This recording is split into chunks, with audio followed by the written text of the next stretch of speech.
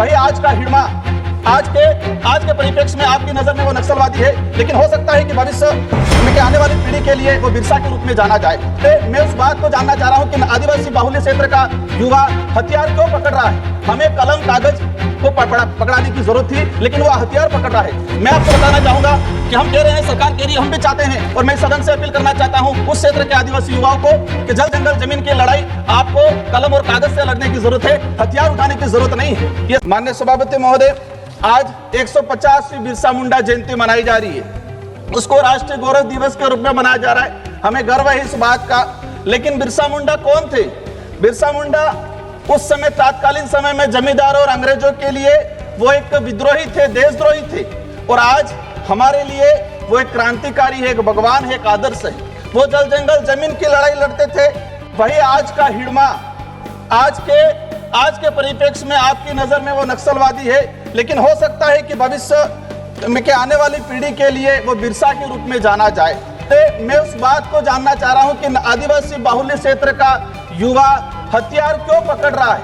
हमें कलम कागज को पकड़ाने की जरूरत थी, लेकिन वो हथियार पकड़ रहा है। मैं आपको बताना चाहूंगा कि हम कह रहे हैं सरकार कह रही है, हम भी चाहते हैं, और मैं सदन से अपील करना चाहता हूं उस क्षेत्र के आदिवासी युवाओं को कि जल जंगल जमीन की लड़ाई आपको कलम और कागज से लड़ने की जरूरत है, हथियार उठाने की जरूरत नहीं है। ये समय अलग आया है। मैं बताना चाहूंगा कि जो नक्सलाइट उन्मूलन के नाम से कांग्रेस सरकार ने भी सलमा जुड़ोम करके अभियान चलाया, 2005 से लगा के 2011 तक चलाया। उस समय क्या हुआ? एक खूनी संघर्ष हुआ, एक खूनी खेल खेला गया सरकार के द्वारा। 500 आदिवासी नक्सली के नाम से मारे गए। उस समय 800 से अधिक हमारे जवान शहीद हुए और 1500 से अधिक आम आदिवासी मारा गया, और हजारों आदिवासी बहन बेटियों के साथ बलात्कार किया।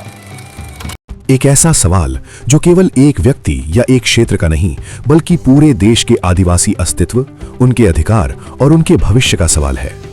जब संसद में बिरसा मुंडा की 150वीं जयंती को राष्ट्रीय गौरव दिवस के रूप में मनाने की बात हो रही थी, उसी समय सदन में एक ऐसी आवाज गूंजी जिसने इतिहास, वर्तमान और भविष्य तीनों को एक साथ जोड़ दिया। सांसद राजकुमार रोत ने कहा, जिस बिरसा मुंडा को अंग्रेज और जमींदार विद्रोही और देशद्रोही कहते थे, आज वही हमारे लिए भगवान है, एक क्रांतिकारी है, एक आदर्श है। लेकिन इसके साथ ही उन्होंने एक और बड़ा सवाल खड़ा किया। आज जिस व्यक्ति को हम नक्सलवादी कहते हैं, हो सकता है भविष्य में वही बिरसा मुंडा के रूप में जाना जाए। ये तुलना केवल एक व्यक्ति की नहीं थी, ये तुलना एक विचार की थी, ये तुलना उस संघर्ष की थी जो आज भी जारी है। राजकुमार रोत ने सदन में सबसे बड़ा सवाल उठाया, आदिवासी युवा हथियार क्यों उठा रहा है?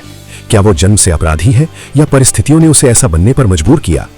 उन्होंने कहा, हमें आदिवासी युवाओं के हाथ में कलम और कागज देना था, उन्हें शिक्षा देनी थी, उन्हें अवसर देने थे, लेकिन हमने उन्हें उपेक्षा दी, हमने उन्हें बेरोजगारी दी, हमने उन्हें अन्याय दिया, और परिणाम यह हुआ कि आज वो हथियार उठा रहा है।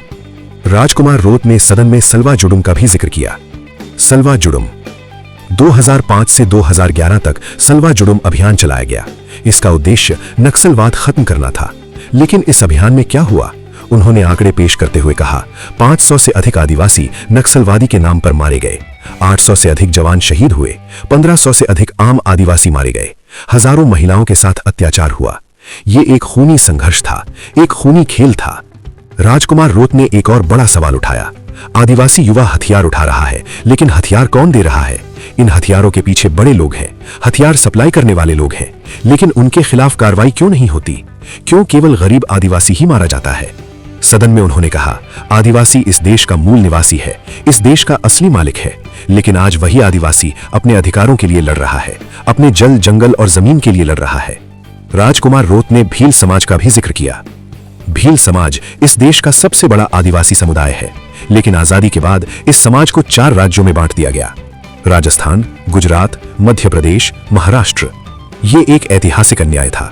इससे भील समाज की पहचान कमजोर हुई, उनकी एकता टूटी। राजकुमार रोत ने स्पष्ट कहा, नक्सलवाद खत्म होना चाहिए, लेकिन इसका समाधान गोली नहीं है, इसका समाधान शिक्षा है, इसका समाधान विकास है, इसका समाधान अधिकार है। उन्होंने आदिवासी युवाओं से अपील की, हथियार छोड़ो, कलम उठाओ, कागज उठाओ, अपने अधिकारों की लड़ाई लोकतांत्रिक तरीके से लड़ो। सदन में दिया गया ये भाषण केवल एक भाषण नहीं था, ये एक सवाल था, एक चेतावनी थी और एक उम्मीद भी थी। इतिहास हमें सिखाता है, जिसे एक समय विद्रोही कहा गया वही भविष्य में क्रांतिकारी बन सकता है। आज जरूरत है आदिवासी समाज को समझने की, उन्हें अधिकार देने की, उन्हें शिक्षा देने की, ताकि कोई भी युवा हथियार उठाने के लिए मजबूर ना हो। आप देख रहे हैं TSP न्यूज नेटवर्क। मैं हूं भूपेश मकवाना।